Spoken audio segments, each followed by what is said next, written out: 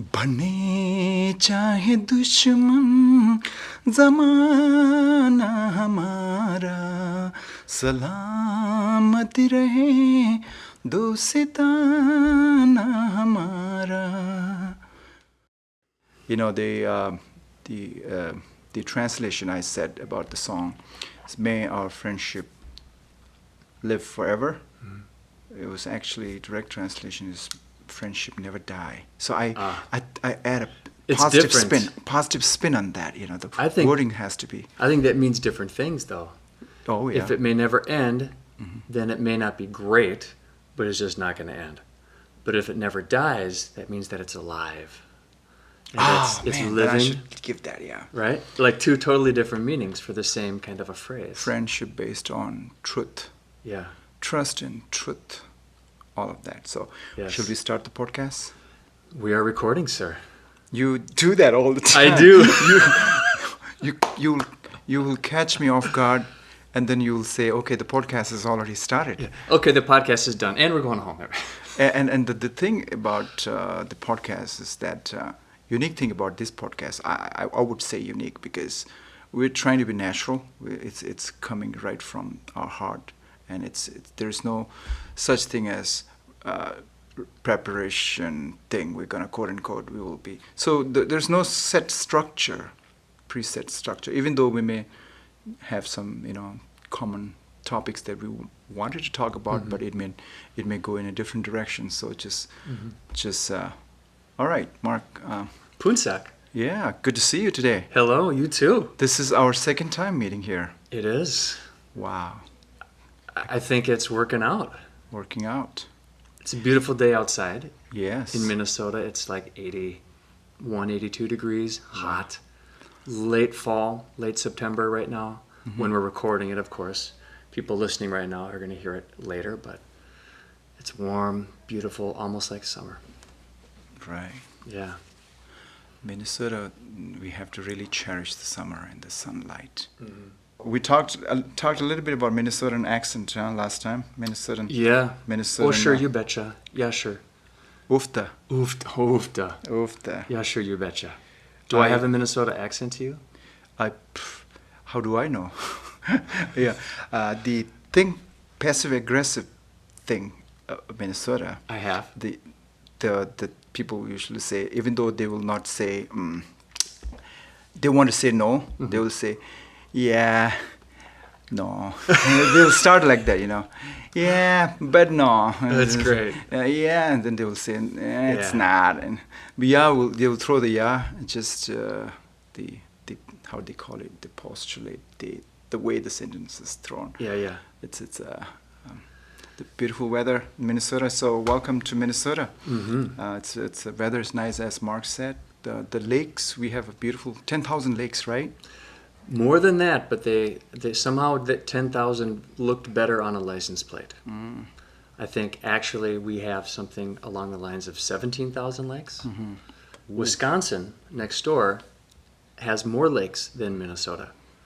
I think they've got something like 19 or 20,000 lakes. So they've got some kind of claim on, they should have a claim on the title. Wisconsin is the neighboring state of Minnesota. To the east. To the east. Correct. And kind of rivals, like Minnesotans and Wisconsinites kind of grow up like, battling each other. Not really, but there's I think a competition, a friendly competition between the Wisconsinites and the Minnesotans. Packers. Yeah. They will say, I'm a Packers fan. Yeah. The whole state is identified with this football team, and which I don't know about football. I don't know much either. I'm not really a sports guy. I do know that the Vikings, the Minnesota Vikings football team, and the Green Bay Packers from Wisconsin are actually playing football tomorrow. Wow. Sunday, September 30th. Wow. I think, or 29th. Yeah. Wow. In the past, when I was growing up, the states, right, in India and different states, they are identified with what is the national bird of the states. Minnesota State's national bird. Minnesota State's bird, or the whatever something Flower, like the flower, tree, the tree, and song. Yeah, there's all that stuff. although I came to know that Minnesota State's state's bird, bird is a mosquito. Is that right? No, Yeah, I it should shouldn't be. be saying that. It should be. In the 1,000 lakes, 10,000 lakes, and in, A lot of mosquito eggs hatch there. oh yeah. So anyway, we'll talk something different. Let's go. Let's go. What's on your mind? You know, What are you drinking right there, first of all? hot water. Just hot water? Yeah. No tea? I had a little bit of tea this morning. So plain But, hot water. Yeah, today I don't know why I switched to plain hot water. Hot water? Do you want to know what this is? It is hot. But coffee. It's black. Oh.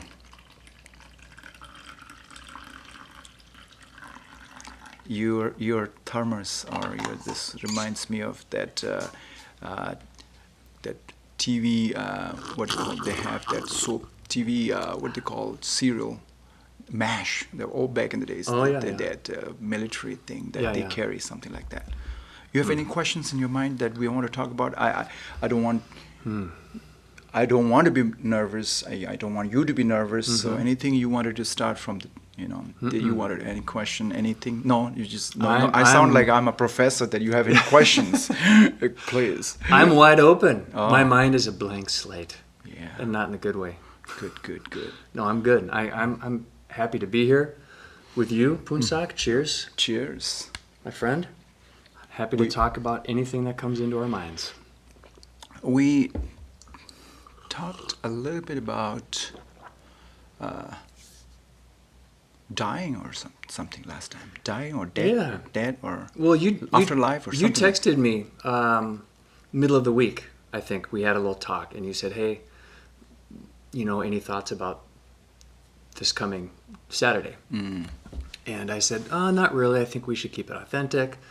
And I thought, for myself, how I like to prepare for recording our podcast is, I want to have maybe just awareness of what's been going through my mind and my heart this week, and just kind of making a little tag on it, and then being open, having kind of an open mind to whatever you want to talk about. Wow.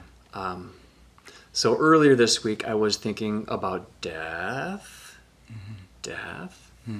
and this time of year is a time when my mother passed away a year ago, so I'm kind of celebrating a year of not having her on this earth anymore. And I think that's why I was thinking about, death. But also, I think about death in other ways, and I wonder, culture to culture, and your experience in Tibetan Buddhism. And I'm curious, what your thoughts are on death. Where does the soul go? And can I tell you a little tiny baby story? Yeah. I went to work earlier this week. For one of the days I went to work, I brought my dog in, because we have doggy days sometimes where we just bring our dogs in and share them with people there. And I do that for a couple hours, then I bring her home, and then I go back to work for the rest of the day. Well, I brought my dog in, and then I brought her home around noon. And on my way home, bringing Artie back home, our dog's name is Artie, I hit a squirrel with my car. I slowed down a little bit when I saw the squirrel, but I didn't stop. I hit the squirrel, and it was laying on the road behind me. And my heart just sank. And I was mad that I didn't stop for it. I was mad that it didn't know better than to run in the street.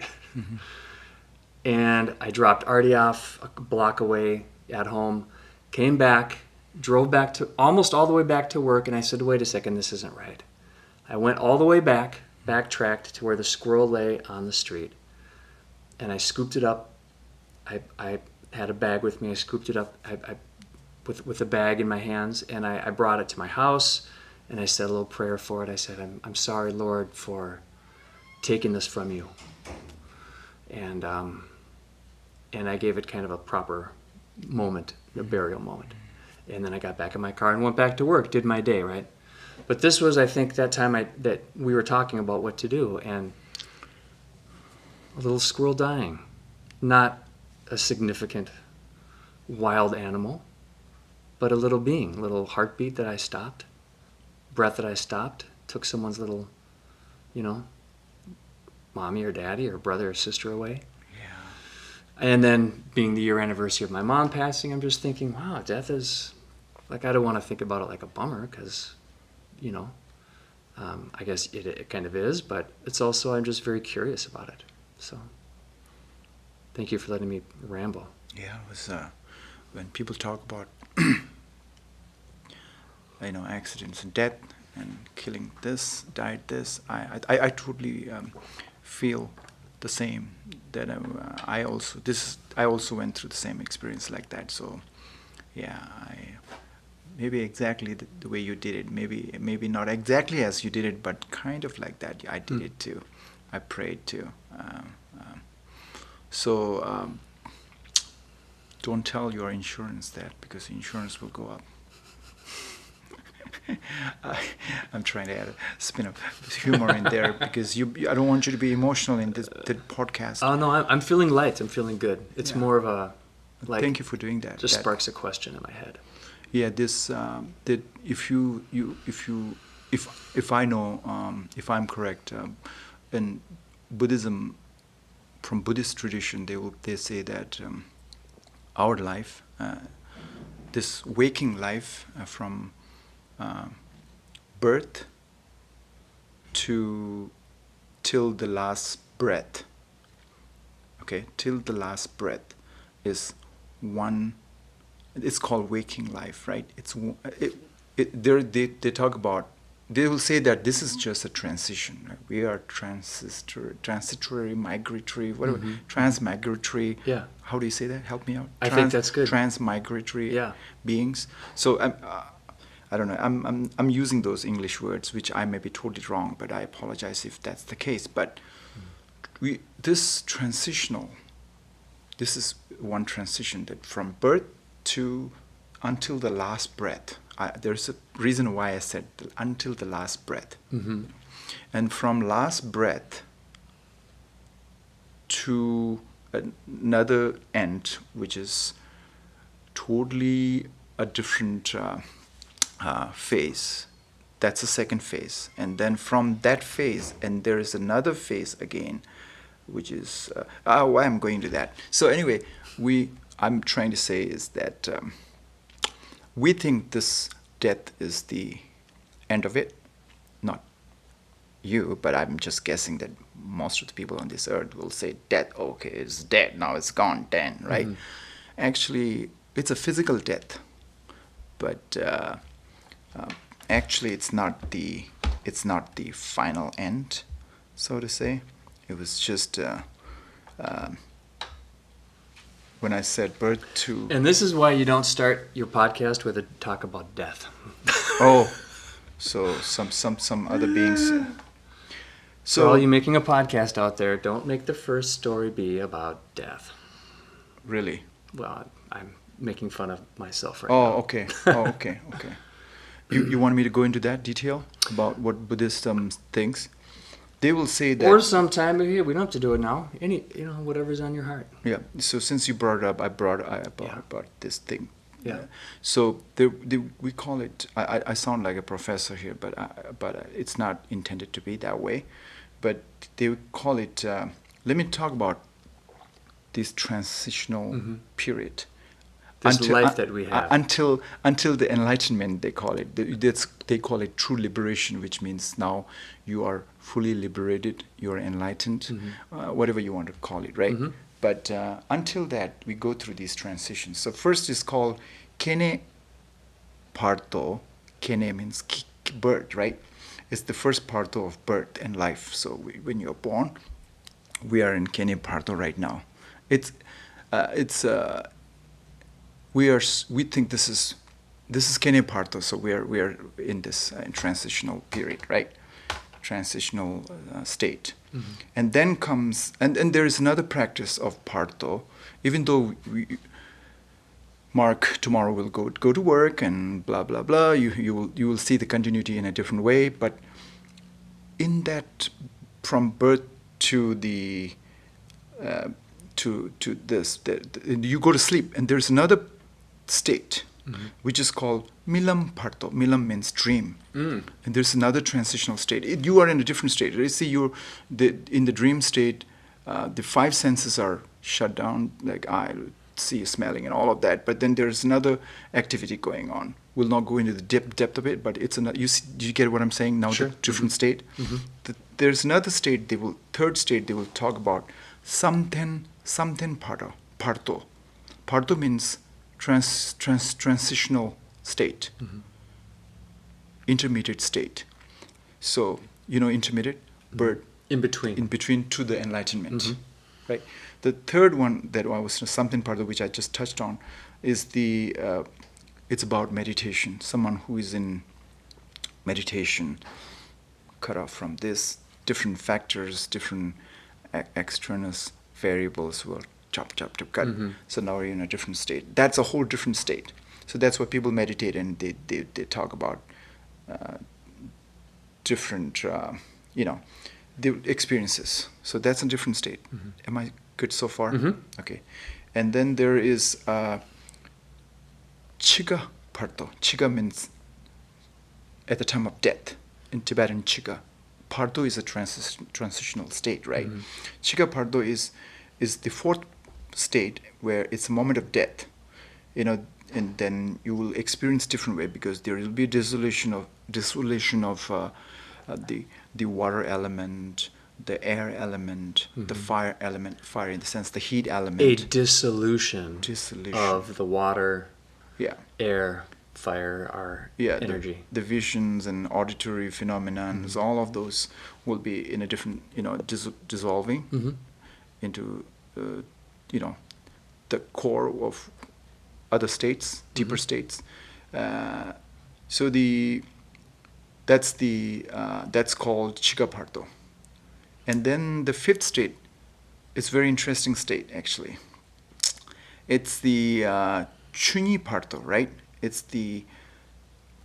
now you are experiencing something in Chigaparto at the time of the death, because your body is dissolving and into all these elements are dissolving, and you experience some different phenomena, different dimension, right?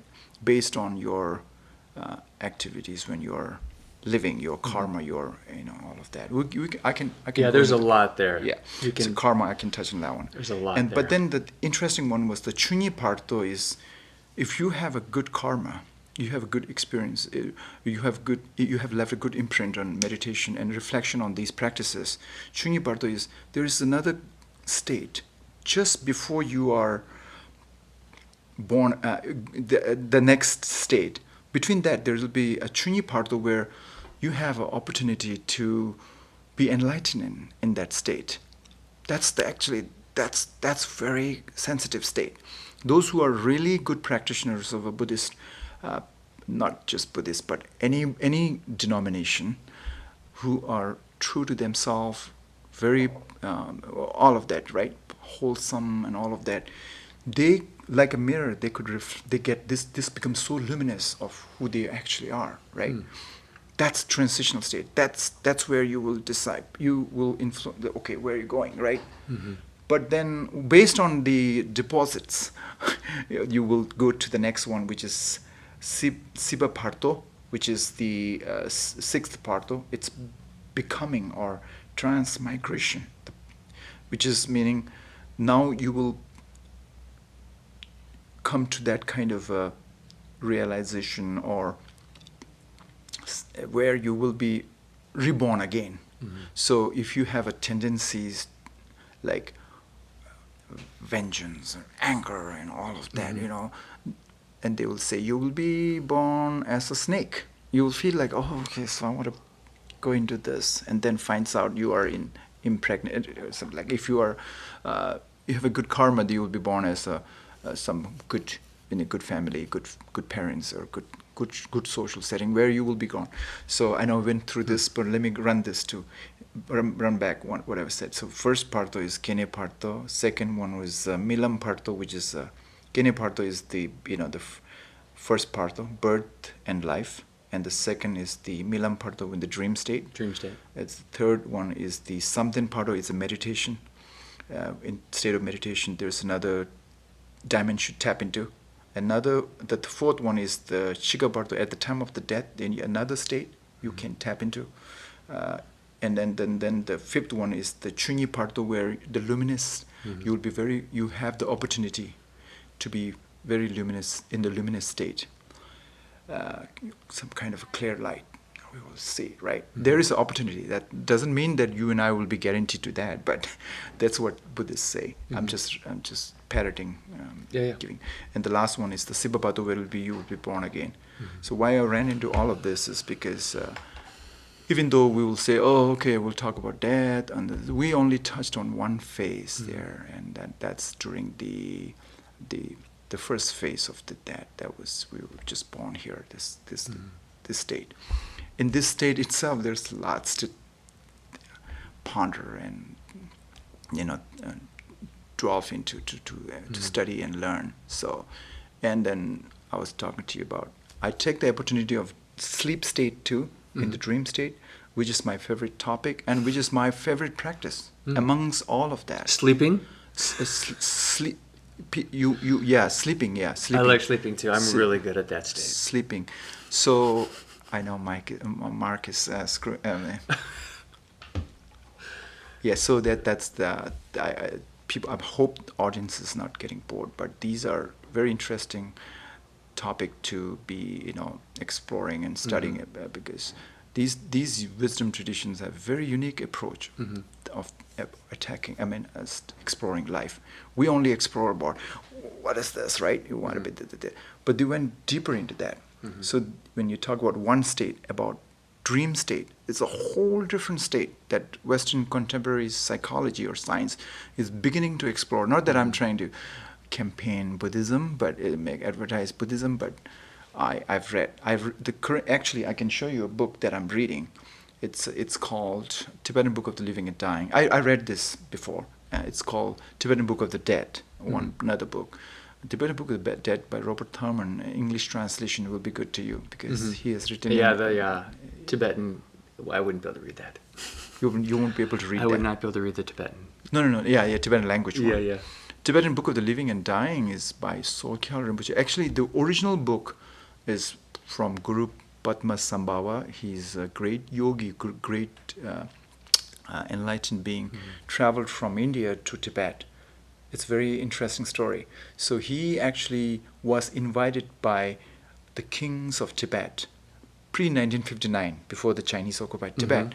So he was which we covered in the first podcast. A little bit. Yeah. So pre-1959, in India, but back then it wasn't called India, but there may be some kingdoms there. There's this Guru Rinpoche, he is called Guru Padmasambhava, and he was invited by the kings of Tibet. I can name the king, and then anyway, so king consulted all these whole 9 yards. So he decided to invite him, and he graciously accepted and came to Tibet, and he revived the Buddhism in Tibet. So before him, there was a Buddhism, and Buddhism was there, but then one of the king in Tibet demolished everything. It's called Lang Dharma. So Guru Rinpoche came and revived the Buddhism in Tibet. Guru Padmasambhava, he's called, and he actually gave the teachings on these 6 stages of Parto. Parto is the intermediate state. So we just touched broad one. So I talked about the 6th one. So based on that teaching, Guru Rinpoche's teaching, they kept that teaching. Now they are translating that from Tibetan to English. So there's a wonderful book to read, actually.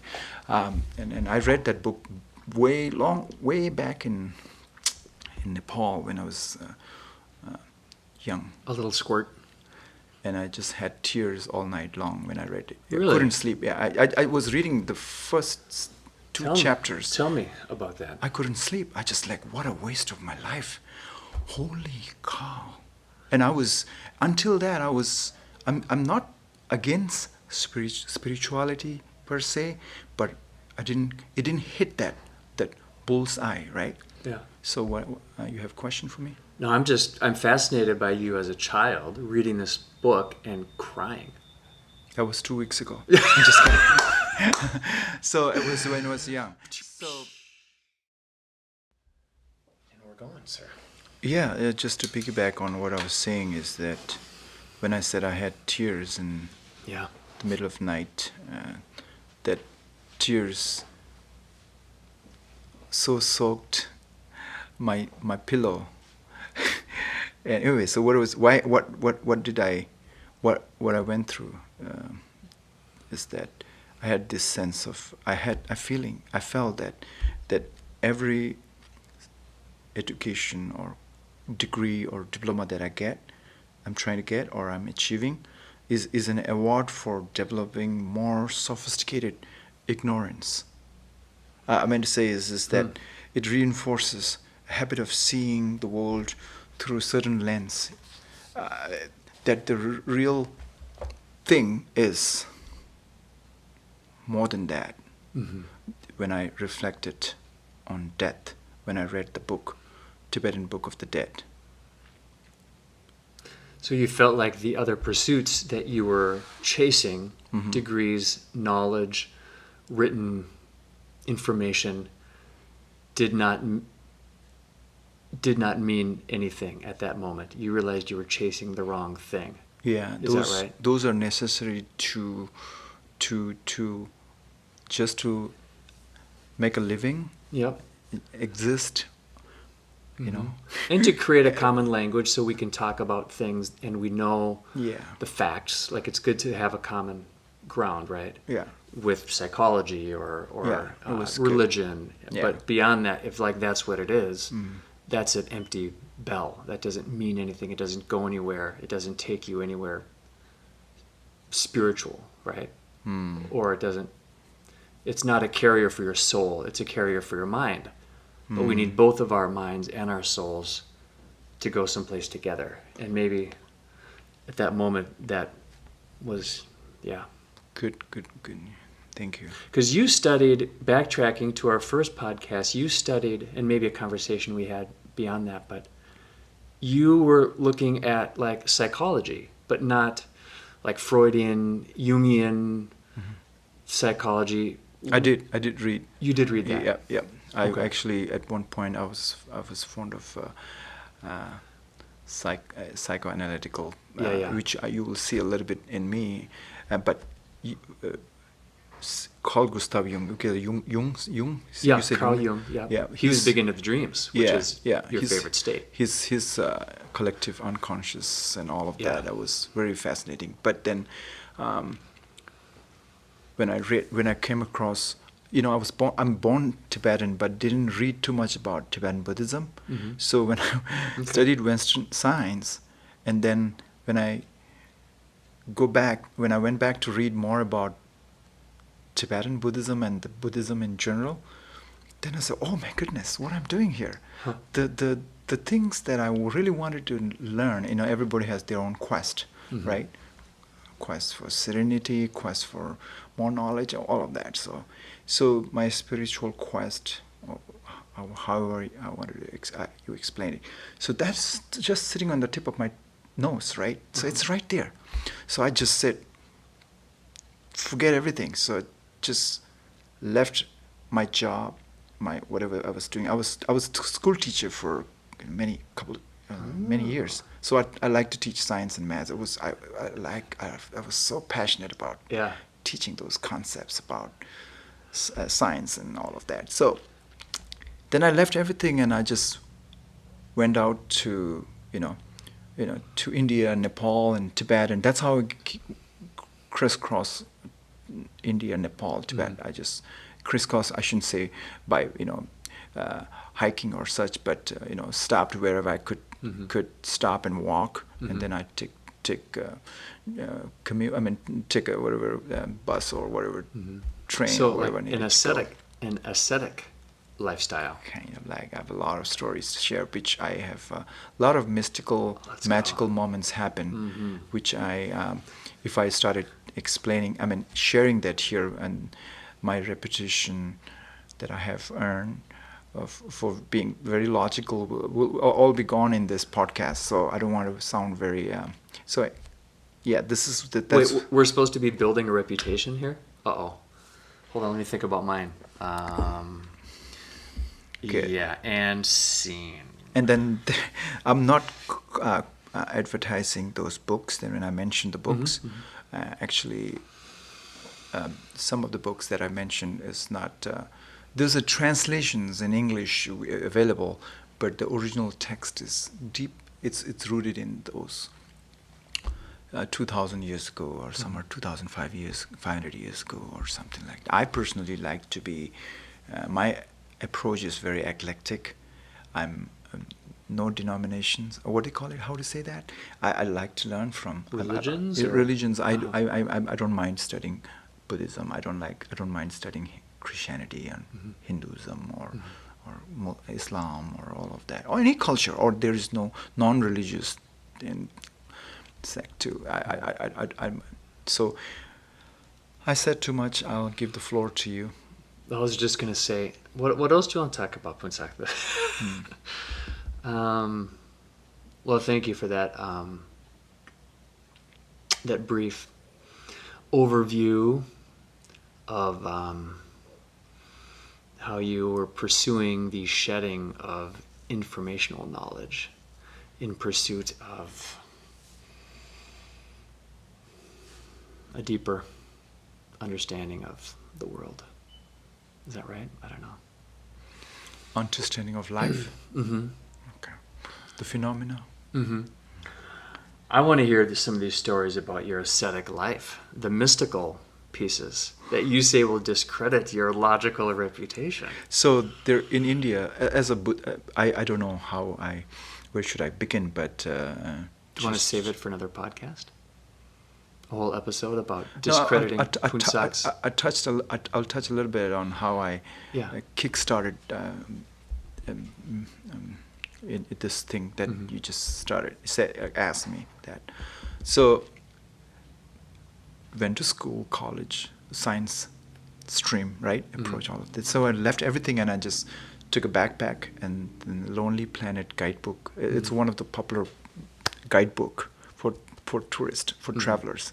No commercials in the book, so it's one of the trusted one back in the days when we don't have a GPS or Googles and reviews and all of that. So I take that backpack and I went all across India to just to study Buddhism and meditate, and also to study Hinduism and whatever I come across. I'll be somewhere. Some places like Rishikesh, some places like Haridwar. People who knows the area, they know that those are very ancient Indian yogis and mystics stay there. So I just want to imbibe that vibration, feel there, and meditate. Freaking nothing is working, right? I thought, what? So hot here. Mosquitoes are biting. What I'm doing here? Hungry. And all kinds of yoga stretches I'm doing. I thought something magical is going to happen. Yeah. And went to receive a lot of teachings from Dalai Lama in India. So wherever there is a big Dalai Lama's empowerment session or teachings going on, or initiations going on Buddhism, Tibetan Buddhism in particular, I will be there. I will be the first one to go there. I will travel from wherever I am in Nepal, Tibet, India, wherever. I will be going there. I'll be there. I'll be the first one to be at the forefront. I'll be there, receiving it, and then I'll be waiting that any moment it's gonna happen like that, and I'll be like a Superman type, right? The enlightened state. So I was reading a lot and studied psychology. I'm good. I have this big ego, right? Yeah. I guess. So at that time also I'm trying to follow the ritual part. So strict ritual to do whatever needs to be done. This should be done like this. This should be followed like this. Anyway, so cut the long story short, nothing worked until the last session, last teachings, last empowerments from Dalai Lama that I received in India, in Dharamsala, and then it connected, that I hit that dimension where if I use a mind to understand what he was teaching, I'm not understanding it. So how I closed my eyes, then I felt, I understood, and I came to see who actually he was. So if I say it, who he was, so it's going to be too much to go. And then that moment was there. No wonder that day when Dalai Lama said, not him in person, but the statement is that if you are not in advanced state of meditation, do not even dare to come to this transmission of that practice that he was delivering, empowerment that he was delivering. Do not come. Did people get up and leave? And it was on the internet, and it's called. I have to be careful how I say it. It's a Sangde Jesum Wang. It's 3 different deities empowerment transmission teaching that he was giving. So to be in that state, you have to be really careful, because if you're not careful, like a bamboo, if the snake goes in there, there's only one way, right? Either go up there or you have to come down, right? So you will be really good if you go up the bamboo pipe, or you will go down, right? So that kind of analogy they used, said that don't come. So anyway, I said, what does that mean? I said, that means, man, it'll screw up your psychology and mindset, and you won't be centered, and you'll be lost if you receive that teaching and you're not serious about it. You're not practically integrating in your daily life. But if you do, it's gonna get you to that dimension and help you out. So don't go, they said. I said, okay. I said, what is there to lose? I said, and the Buddhist monks who I met in the tea shop that morning, they were discouraging me to go to attend that. And no wonder there was very few Tibetans there, up there receiving that transmission from Dalai Lama. And that actually intimidated me a little bit. Like, usually when Dalai Lama comes, thousands and thousands of people will gather together. And that day in Dharamsala in India, in his temple, there's very few are there. And that's where he was giving that secret teaching, which I cannot give all of that here. But when I sat down there, man, there is only 2 laymen sitting there. Laymen meaning me. And all Buddhist monks are there in the front, like 20, 50 people there. So what I'm trying to conclude here is that I just said, you know what, I'm kind of ready. I'm so desperate. I need these teachings, and I don't know if I miss this opportunity, I'm not going to get it. But they were giving me this analogy of the bamboo. So I'm already going down the pipe anyways. Yeah. What is there to lose? So just give it a try, right? Yeah. If that meant I'm going to hell, so I'm already in the hell, right? So why not I give it a try? So I know this is totally against the culture thing, but I'm saying this because when you feel that there's nothing to lose, give it a try. And that's where the opportunity, you hit that door and it opens up that one. And it happened to me. And not that I'm saying I'm enlightened. So when I received that Sangte Jesum Wang, and we have to do this Guru Yoga thing every morning, and it's not morning thing, but there's 6 times we have to do a day. But in America, life is so busy that I cannot have this 6 hours. But I don't think he meant 6 hours exact, or like six times like that in time, divided in that way. But every now and then I will be reflecting on that thing that he taught me.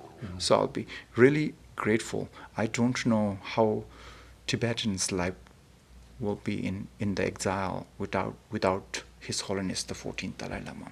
He's the reason I think I'm still alive here and be able to be sitting across you talking like this, because of his blessings and his influence and his warmth and generosity and kind-heartedness and compassion and all of that. He's the living embodiment of a Buddha to me. Mm-hmm.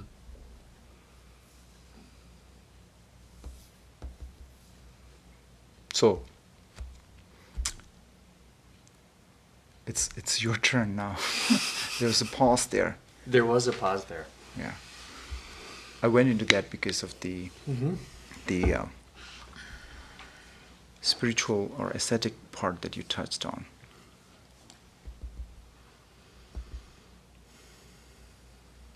So these 4 very sacred places in India for the Buddhist, where the Buddha was born and Buddha enlightened, where he died, I shouldn't say died, passed nirvana. Through a different state. And nirvana is the state of samadhi, where I touched a little bit, right? And then there's the very sacred place where he gave the teachings. It just dawned on me when, and in the United States, in the West, we have to be so careful about. You cannot say dead. People are scared of using the word dead because there's this connotation, this concept that it's something bad, right? Then we have to be careful using like pass away or he's, what is this called? Different word. They were so scared. We do soften it. Soften it. And then there's nothing wrong. There's nothing negative about dying. Yeah. Dying there's nothing wrong. And then one shouldn't be afraid of dying, actually. You know who will be afraid of dying? Actually, those who have lived a very good life, positive life, wholesome life, they are very excited about death. You know why? This is another transition, another gate opening. Remember I said there's 6. We believe there are 6 partos, transitional periods. That's one transitional, and changing to another they're excited. It's like you practice your marathon. Now the Boston Marathon is coming in this November, and you are so excited. That kind of thing. Those who are afraid didn't live their life well, wholesome life. They didn't live a wholesome life. They are afraid of death because in that transitional state, they will go through all kinds of turmoil because of the imprints, the deep psyche that they have created, if that makes sense. Can I offer a different view? Yeah, that would be so grateful. So we started earlier in the podcast talking about death, and that's why we're exploring it. It's super interesting. My mother passed away. She passed away. See, I try to soften it like that. She passed away a year ago, almost exactly a year ago. And she was always a very focused, I'll say kind of simple person, where she didn't want grand things. She didn't need a lot of fancy possessions. She liked things that were Simple. kind of building the home. She liked plants and gardens. She liked, as far as I know, I think she liked being a homemaker, taking care of me and my 3 siblings. She didn't want fancy stuff, big cars, fancy stuff in Simple her house. things. Simple things, right? I don't mean that as a put down. I think I'm actually fairly simple too. I don't need a lot of stuff, but I feel like her life would be described, like you said, the people who lived well, wholesome. I think she had her priorities straight. She was a person of faith. She was a Christian. So according to the Christian faith, when she was preparing to die, she was preparing to go and be with her creator, with God, and with Jesus, particularly. Yes. So she had no reason to be fearful of death. Yeah. Yet in the 2 weeks leading up to her death, I saw her every day, numerous times a day, because she was living where I work. So I got to see her every day. It was beautiful. Wow. And I did sense that she had fear. I don't know what it was related to, but I could just tell there was moments when I would visit her in her dying bed where she was not at peace, where she was not, looking forward to where she was going. And I can't explain that. And it just goes sort of, it's another dimension of what you said. It's almost an opposite idea where she should be, excited or should be happy. Yeah. Not like, I think you're not ever happy. Well, I don't know. I haven't seen that much death, but it just seemed odd to me. So Good. a different point of view. Really. No, actually, it's in sync with what I was saying, and actually, I don't mean to say that people who are scared of death are all evil. I don't mean to say that. Okay. There's a lot of, I think, my 2 cents, my experience is that, first of all, I'll be praying for your mom, and it seems like I never met her, but she likes simple things. She likes the simplicity is I like it too. Like I see you are simple. So simplicity is something I your mom likes, and she kind of tapped into that because that's the essence of simplicity is the essence of a happy life. Don't you think? Yeah, I think she's very blessed in that way. That simple things makes her happy, content. That's good. But talking about death, I think there are so many factors that I think one will go through. Because this is coming from my dream experience. Okay, dream yoga experience. So it is true that I want to use that human nature that when one is not prepared and don't know much about death, they will be identifying when we go through a different transitional state. Death is a whole different transition. And the human mind, when we know that I am Phuntsok, I'm dad, I'm the father, I'm the, this manager, or whatever you want to call it, different labels, identifications we have.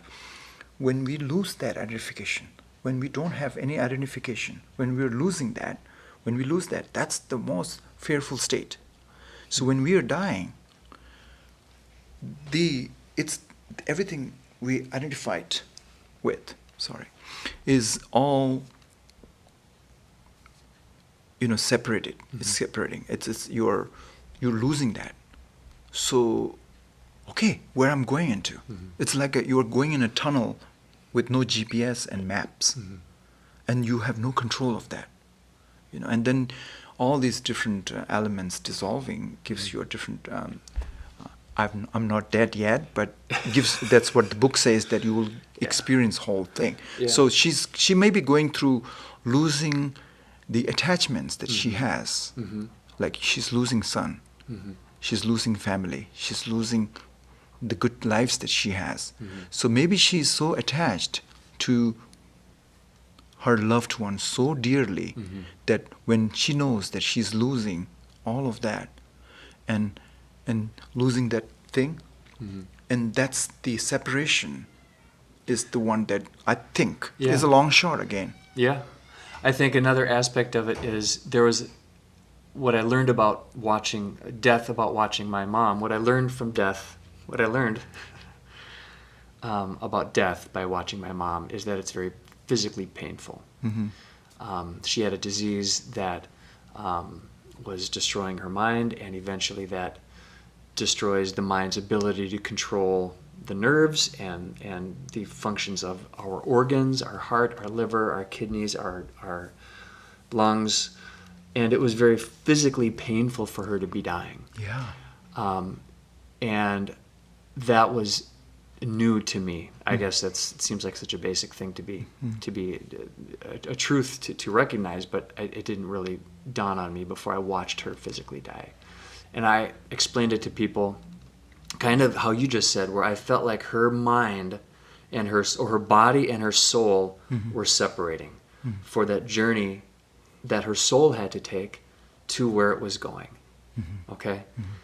And I think the soul and the body are intertwined. I think through life, because we are a spiritual being, but we're caught in these bodies, we're stuck in these bodies, we're constantly compromising, and we're trying to live pure to our soul and to the light that we have and the light that we want to receive. But we also have physical bodies that need food, that need exercise. Most of us have to have a job that gives us money, that gives us food, that gives us shelter. We're in constant battle, our souls and our bodies.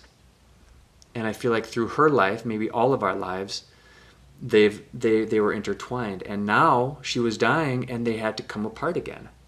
Like this huge fabric had to be ripped in half. And that was part of the pain and part of the struggle for her to die. And I don't think, no matter how she lived, I don't think she would have been happy. Now, there were moments where she was peaceful and she was laughing with us. But I saw moments where she was not happy to die. And part of it's the pain, part of it, I think, is this ripping. So I'm not sure what that means. But. Can I touch a little bit on this pain thing? One time I was in Nepal, in Kathmandu, in a place called Soyambhu. The city is called Soyambhu. It's right near to the holy Soyambhu stupa. They call it stupa. So I was, in the night I was sleeping, and I did my dream yoga. Before going to sleep, I have to do certain things to have a good sleep. So what I do is I write down when I wake up in the morning, I write down the dreams in my dream journal. And I see the things that I had in a dream during the course of the day. I see whatever I saw in the dream. If I did see, I'll see during the day. So it's just unfolding what is seen. So that's a whole different topic. So in dream, I saw that I was the building collapses and I'm getting buried under those the rocks and the rubbles, right?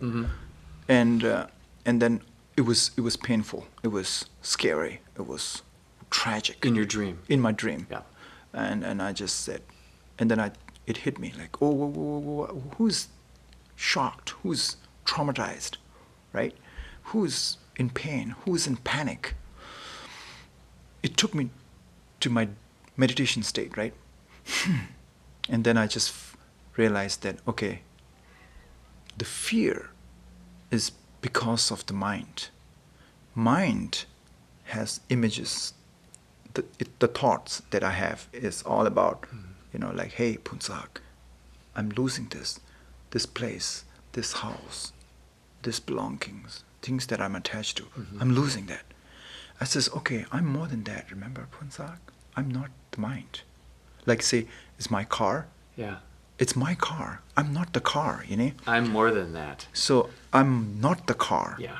I'm not the body. I'm not the mind. So I went into that. And it's theory is different.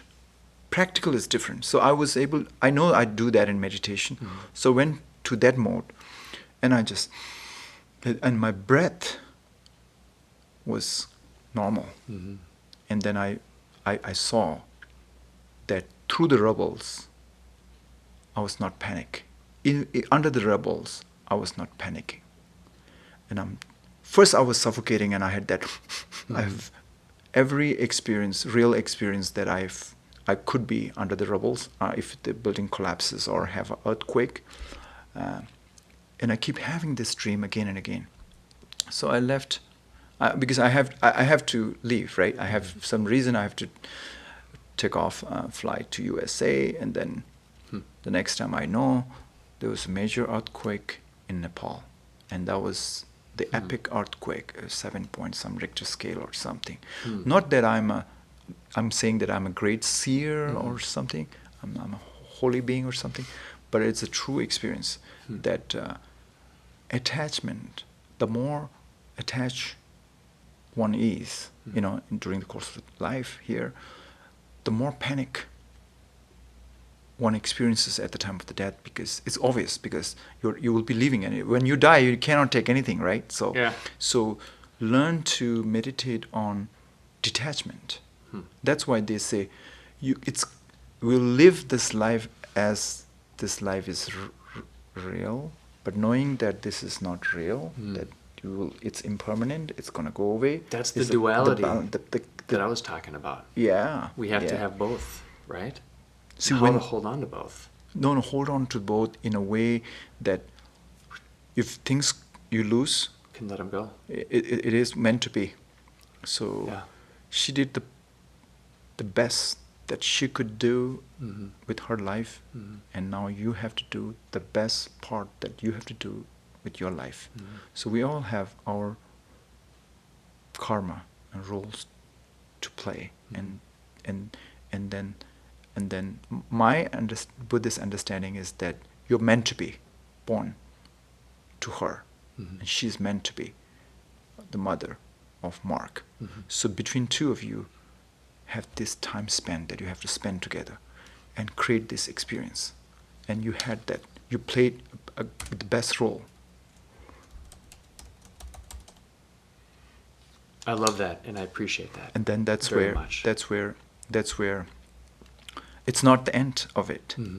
You have sown the seed, the karma of that, and then you will be again born. That's what they say in Tibetan Buddhism, that you will be born again. I don't know where you will be born and which life form you will be born, right? Again, you will be born in somewhere in Africa or in Tibet or wherever, but wherever you will be born, whichever religious faith you will be, whatever animal you will be born, but you and your mother will again be connected, because you have sown the seed of karma. Karma is there. So in a nutshell, it's meant to be, and respect that. There's always, I'm sure you have a great respect, goodwill between. I mean, not you have your good bonding with your mom, right? So that's why she may be. This is a long shot. She may have experienced these fears because she was dearly attached to her loved ones and losing that. Not that she is seeing some scary things, because based on what you said, she's a woman of faith, and then she would be focused on Jesus Christ, and He's the Savior. There's no doubt about that. She has that. But the fact that you said that the balancing, that the other part is that she reflected on the kids, on the family. And I think it can still be scary. I think it can still be scary. Like, you can still know where you're going and know who you are and what you're losing, but it's still scary. It's like being sick. When you're sick, sometimes it's scary because you're just not feeling well. You're maybe you have COVID, or you have the flu, or you break your leg, and it's still like, you can get it. You're gonna heal. You can intellectually get it, but it's still like a tough reality, right? So maybe it's just part of that. And I don't feel like I have to understand everything either. Right. It's kind of one of the, I guess, complaints that I have with the faith I was raised in is, I think we're asked to without question believe certain things, and I just don't feel comfortable doing that. I want to talk about it, and I want to hear from other people, and I want to feel those feelings. And I want my mind and my heart to be on that journey of understanding together. I don't want to just blindly believe whatever. Beautiful. I like that. So the faith part that you touched is that faith is very interesting. I always get so intrigued by seeing a very devout Christian or Hindu or Buddhist, right? And they are so much into that, and I have a great respect, and I love talking to them. And when I talk to a very devout Buddhist, and he thinks he knows all the things that Buddha taught, and that's it, and right. And I was like, okay, if you know everything what Buddha said, then why do you have to listen to Buddha, right? Anyway, but what I'm trying to say is no, please don't miss. I don't want people to misunderstand what I'm trying to say is that. But then, religion is a tool. The faith is a tool to get to that. That I'm saying, that's what I think. This is my experience. Is that based on where you were born, when you were born, shapes your belief system, and then eventually you will have that faith, right? On that, right? 110%. So if I'm born in, 110%. If I'm born in Palestine, obviously what I will be, right? Religion. If you are born in Tibet, I can give you in writing, you will be a Buddhist one, right? If you are born in somewhere in Rishikesh or Haridwar in India, you will be 99.999% Hindu, right? So our upbringing and social, economical context, whatever you want to call it, it shapes the belief system in us. So let's not get too hung on to the belief system, but have a tolerance about what other belief has got to share with you. And I'm trying to put myself in their shoes to understand when people talk about Allah, man, they were so single-pointedly dedicated to that. They wanted to sacrifice everything in the name of God. That's it, right? And then they dedicate, sacrifice, commit to that, right? That's good. And they do this, Ramadan and fasting. And then the Ramadan's concept is beautiful, right? They just feel that how it would be if somebody doesn't have any food to eat and water to drink. What would empathizing the poor. It was there. And then that's to stay grounded and really think of those and then reflect on those, and then you not just theoretically understand, but practically you go fasting. You don't eat for one whole month. It's a beautiful thing. And they're doing 6 times prayer a day. They bow down, surrender, literally surrender to their Almighty God. It was beautiful, right? And then I'm not talking about Islam in particular. When one belief confronts or meets another belief, and it's like, no, you're wrong. And that's when the judgment creeps in, and that's when the clash comes in. Rather than say, oh, really, Mark? Yeah. Is that how it is? Oh, tell me more about it. Oh, then if you embrace that, understand that, respect that, and then then that's where the expansion happens. Yeah. That's when one's consciousness, or whatever you want to call it, it's really enlightening or expanding and broadening and all of that. Yes. Expansionism happens. Right. Yes. You have something to say? We are right here in Tibet, USA, bringing the East and the West together, right? You and I. And that idea that you just touched on of accepting and listening and growing from someone else's cultural, religious, faith, experiential viewpoint or deeply held conviction is the crux, is the dividing line in the sand between Christianity and a lot of the other religions, a lot of the other faiths, where in Christianity you are taught to revere God as the only God, which is similar with other faiths, Islam and Judaism, and maybe others as well, but really eliminating anything other than one God. And the only way to that God, or to the salvation through that God, is one path through Jesus Christ, and accepting Jesus Christ as your Savior, that He died for your sins. And that is the focal point. And because of that, it says everything else is wrong.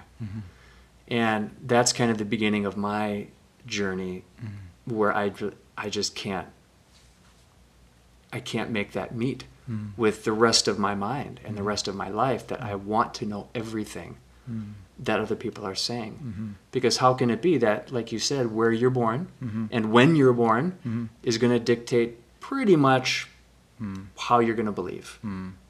At least, back a ways. Now we're more globalized and it's not so isolated. But how can it be that one thing has it right? I just can't. That keeps me up at night. I can't sleep with that. So, and that's not a question to you, but that's just like, No. At the beginning of this podcast series, that's something that I'm probably going to keep coming back to. It's because good. it bothers me. No. And though I love my faith and I love my tradition, and I respect the Bible, I have all of these questions because I love what you're saying about your views and how you are informed and what you think about death and this period of living, the different stages of living. And I can't reconcile these things. Totally. So that's part of why I'm like a magnet. Totally. And I just want to get it, right? Totally. So Every religion has big confession there. very, very. I totally understand. That feeling. I had that too. Did I say I had that too? So every religion has some positive things to offer. Yes. I think they can play a big role in shaping the humanity. Even though, if I don't, some of the things in other religions, some of the religions, they have such. If I couldn't understand, couldn't my head wrap around that, I'll just leave that one, right? But rather I will take the positive one. What is there to take, right? Christianity, to me, on the record, I feel the most practical religion. I think in terms of helping people, being kind, charity, generosity, right? I was telling you, growing up in India when I was, a kid, Christianity they were giving me $1 a month to go to school. And had that been there is no CCF, which is Christian Children's Fund, which someone like you, maybe Mark's parents, may have given a charity to this church, and they were sending money from USA and to the refugee camps in India where I was born, and I, it's $1. Finds out later it was $1 a month, and that school needs only $1. Whatever to pay there, whatever $1 for me, I get it in my pocket. I get it in my hand. So thank you for the great Christian religion, because they've been at the forefront when there is a disaster. They need a hospital or schools to be built or charity for the refugees. Christianity will be at the forefront to help them out. And where is this coming from? This is coming from Jesus Christ's, thing. So, and some interpretations here and there will say this and that, all that. That's very subjective, Mark. If it doesn't get it in sync with you that He's the only Savior on this planet, and you just think this is the only way. If it doesn't get, you want to be open-minded and explore a different one, it's okay. But that doesn't mean you have to throw that one out, right? So you keep that one and add more one. Right, keep that one as well as along with that, and then just move along. It's just like you have a Windows and you have the Mac Pro 2, right? So kind of, anyway, it's not the perfect answer. But talking about the death, I was never afraid of death. At one point, I just was. Sounds crazy to say this, but I was so willing to explore how it is like to be dead, because I was deep in meditation in Nepal. For 6 months I wasn't eating.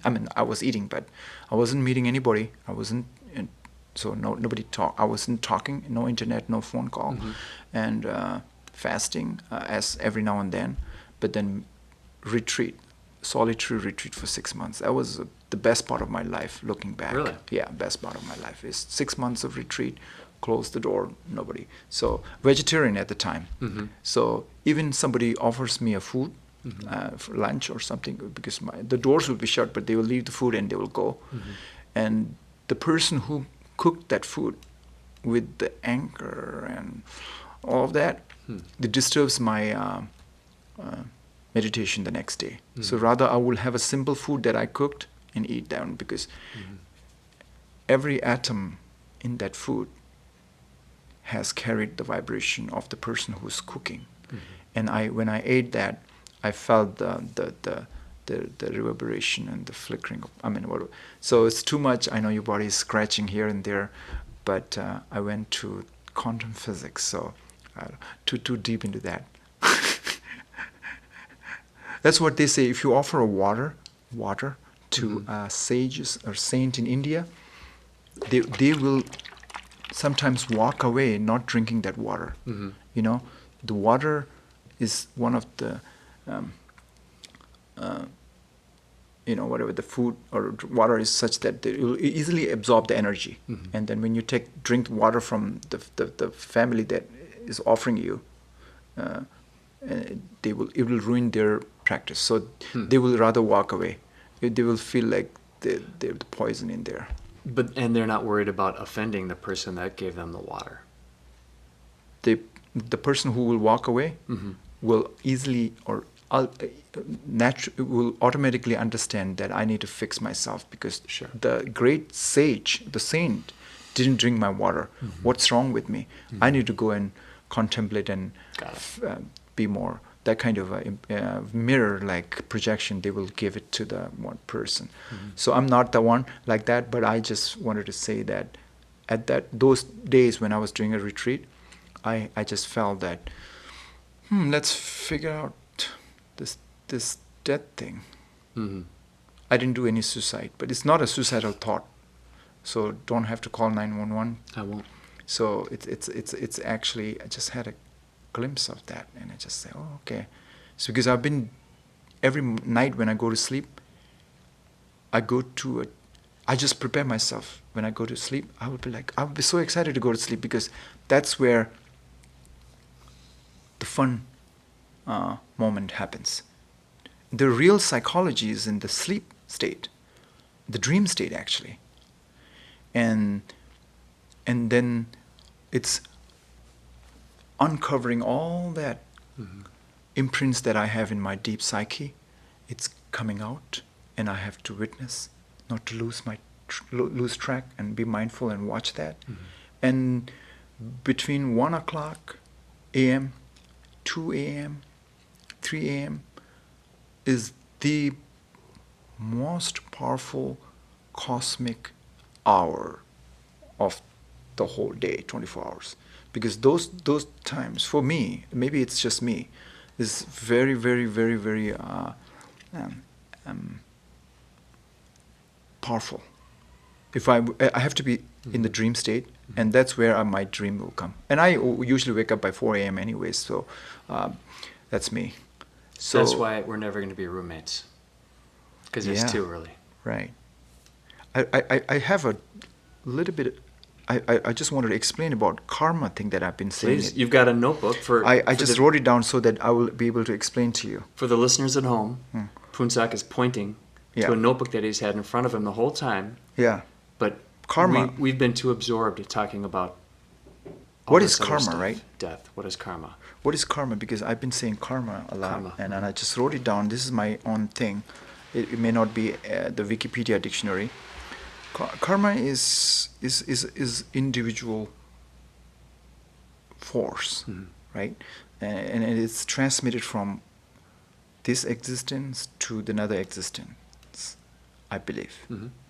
And it's karma is not said to be stored somewhere in this fleeting consciousness or in any other part of the body, but it's dependent on mind and matter. It rests and manifests itself at an opportune moment. So it's if you get what I'm trying to say, just as a mango, mango. are not said to be stored somewhere in the mango tree, Mm-hmm. but dependent on mango tree they lie, right? Springs up in due season, like that. I just wanted to wrote my thing so that I've been stammering and all of that, so I just I just wrote it down in my own way. This is all I wrote it down. So Wikipedia's definition is different. They will say karma is an action. Yes, it is an action. Mm-hmm. It is an imprint. Mm-hmm. Intent, action with the intent is where the energy is, the vibration is. Mm-hmm. Even though it will be, action you do. They call it volition. Volition. Volition. Mm-hmm. Yeah, there you go. Here's what we're going to do. Yep. I love that introduction to karma. I don't understand karma. Oh, okay. I want to have a whole podcast on karma. Right. Can I show you something? Sure. Wow. Apple. Apple. Yeah. Take one. Thank you. Yeah. Eating apple? We could eat it. Oh, what are you going to go with? Well, apple? you brought up mango. Yeah. And I brought these in. These are apples for our listeners at home. Okay. These are apples that have grown on trees Mm-hmm. in Minnesota Right. at this time of year. Wow. And I wanted to introduce the apple. This Wow. is a sweet tango apple. Wow. And it's a special apple that was designed by a group of people at the University of Minnesota, which is kind of famous for cultivating different kinds of apples. Wow. And we have apples in Minnesota because it's a very special climate where apples grow. They can't grow in hot climates like California or Mexico or other parts of Europe that are south, like Italy. They don't grow there. They grow in northern climates where we have a long summer for the flowers to bloom and for the bees to come and pollinate and bring the pollen from flower to flower. And then a cold fall, which we haven't quite had yet, but at night right now it's getting to be about like 50 degrees. Pretty soon it's going to get to be 40 degrees. And then pretty soon we're going to have a little frost at night, Wow. below 32 degrees Fahrenheit. And that's when the Haralson apple comes out. This is not a Haralson. Wow. But it's unique to this part of Minnesota, this part of the Yeah. world. And I just thought we could share an apple. I wish my cheeks are as red as apple like this. So you gave me apple. Yeah. So it's Apple Pay. I'm Oh, no. Bro. This is not that one. No, not that apple, right? going to bite into this apple. Oh, then it will exactly look like Apple brand. Go ahead. Then it will. Ready? Yeah. Wow.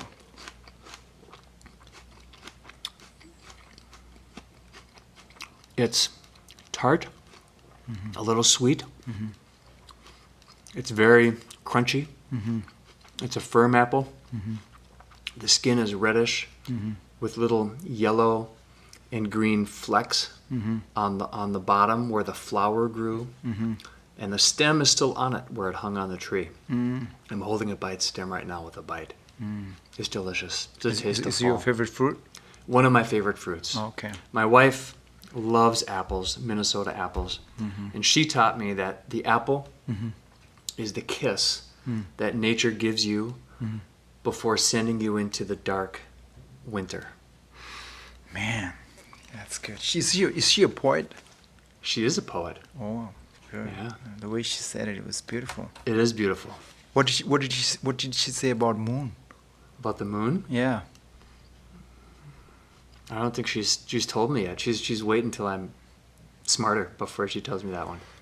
I think yeah. So So there's a anyway. moon in the sky and you have a moon in home. Your wife.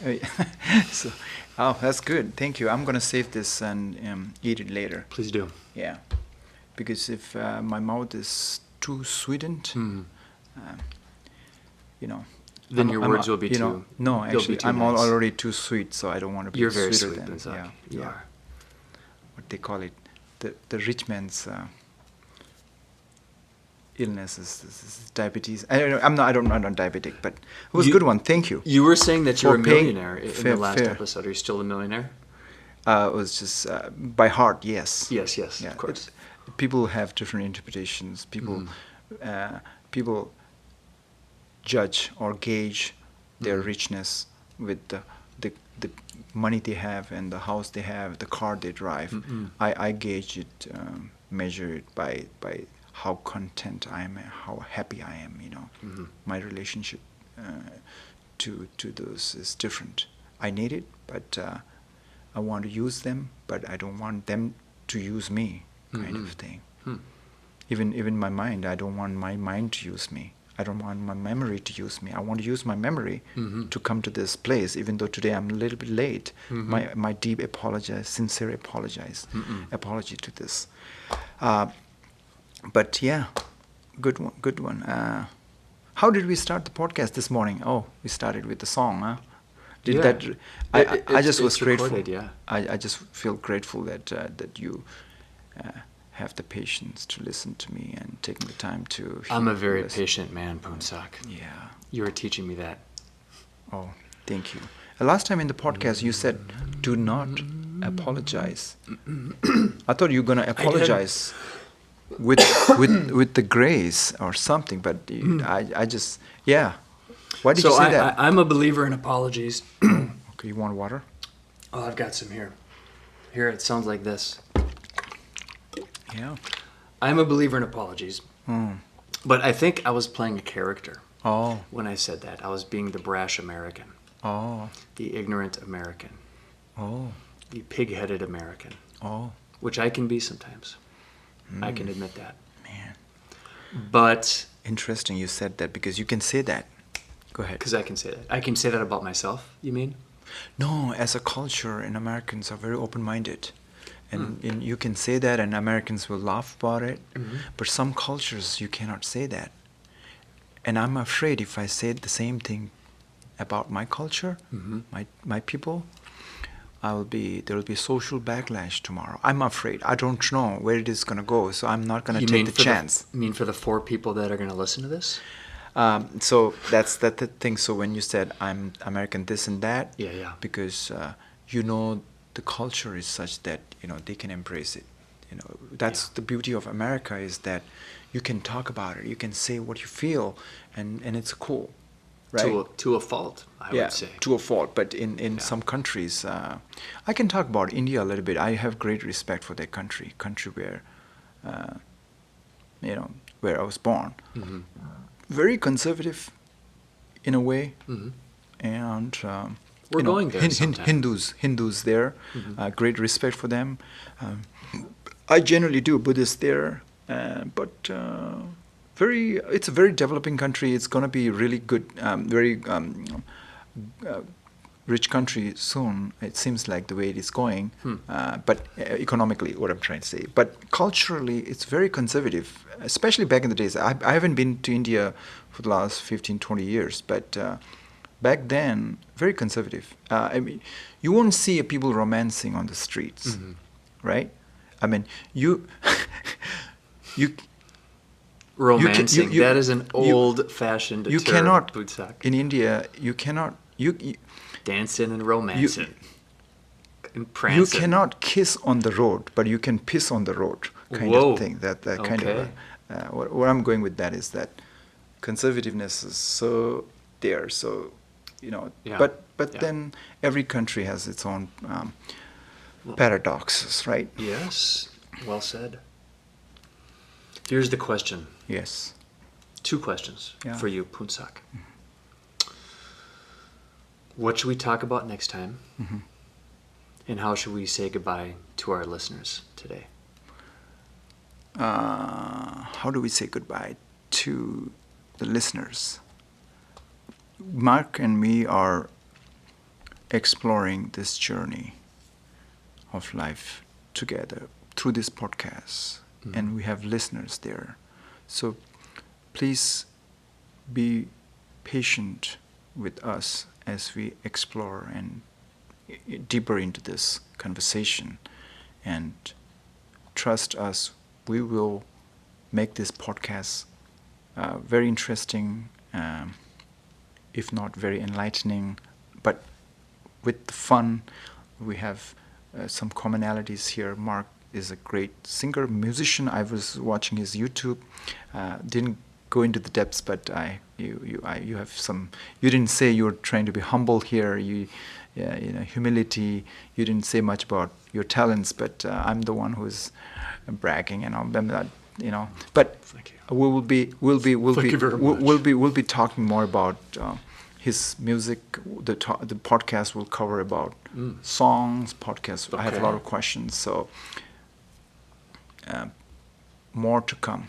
This is just the tip of the iceberg, and I love talking to Mark, and through this podcast to the listener, to share our journey, our experiences, our passion and all such. Do you want to sing a song? Last time I sang a Nepalese song. It's a gift to be simple. It's a gift to be da da da da na na na na na na na. Ma na na na na na na na na na na na na na na na na na na. Na na na na na na na na na na na na da da da da da da da. Na da da da da da da da da da da da da da da. It was a beautiful voice, seriously. You know that song? No, I don't know, but Yeah. it just looks familiar. I'm trying Thank to you, yeah. decode that. It's by a composer, an American composer, by the last name of Copeland. And it's a song called Gift to be Simple, hearkening back to talking about my mom and even myself to a degree. It's a gift to be simple. It's a gift to be kind. And there's a whole bunch of words, I'm not sure of them.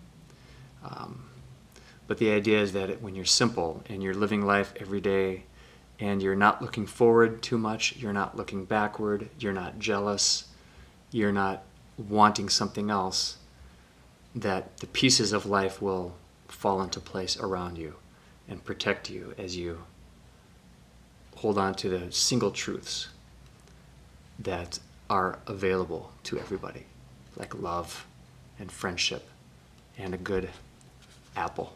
Good. Yeah. Even though I've never met your mom, this podcast today is dedicated to your mom. I have never met her, but I can sense that she has a beautiful soul. She is very kind. She's good. She's very loves you dearly. I just feel that she was your eyes, and I was looking deep in your eyes when you talk about your mom. It touches you deep in your soul. Thank you. Bless My you. mom also passed away, so this is dedicated to this podcast is dedicated to our moms, and to our friendship. I was saying in the beginning of the podcast, friendship based on truth, trust in truth. We have this respect amongst each other, goodwill, even though the language may come like that, but it's not coming from here. So I sang a song to you in Hindi. It just came naturally because I was late, and even though I wanted to apologize, I said apologies to the delay for being late. I was appreciating your patience. Just that's why the song came out of that, from that. Perfect. It's time for us to go. Okay. Goodbye. Thank you for listening. Thank you for listening to this podcast. We haven't figured out the name yet, or is Tibet, USA, and the Dharma, or what is the name? We're gonna figure I out think we're today. still working on it. Working today. on it. Okay. Today Yeah. you're gonna work out. Oh, okay. Yeah. All right. I'm See Mark. you until next time. Yep. Mark, and I'm Phuntsok. Phuntsok. Pleasure. We'll see you next week.